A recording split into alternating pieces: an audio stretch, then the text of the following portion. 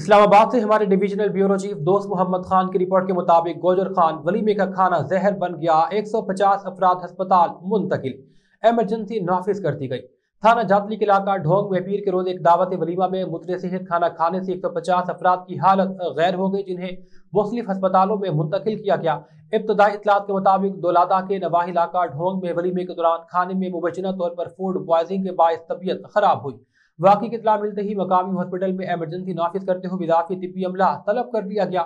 दराए के मुताबिक 150 से ज्यादा अफराद को तिब्बी इमदाद दी जा रही है। गोजर खान से एम्बुलेंसेज और डॉक्टर्स की टीमें फौरी तौर पर मुतासर इलाके में रवानी कर दी गई। वाकई की इत्तला मिलते ही असिस्टेंट कमिश्नर और deputy district health officer Aamir Sheikh मौका पर पहुंचे और हालात का जायजा लिया। फूड पॉइजनिंग का वाकया सियासी समाजी मारूफ शख्सियत सखावत चौहान के साहिबजादे साकिब चौहान के वलीमे में पेश आया।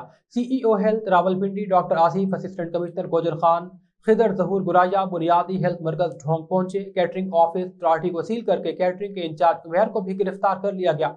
मुतासर अफराद और लवाहिकीन में शदीद तशवीश पाई जाती है, जबकि इलाका मकीन भी खौफ और इसराब का शिकार है। महकमा सेहत ने खाने के नमूने हासिल करके तजदीद के लिए लेबॉर्ट्री भिजवा दिए ताकि असल वजह का तयन किया जा सके। जिला इंतजामिया ने यकीन दहानी करवाई कि मुद्रे सेहत खाना फराहम करने वाले अफराद के खिलाफ सख्त कानूनी कार्रवाई की जाएगी।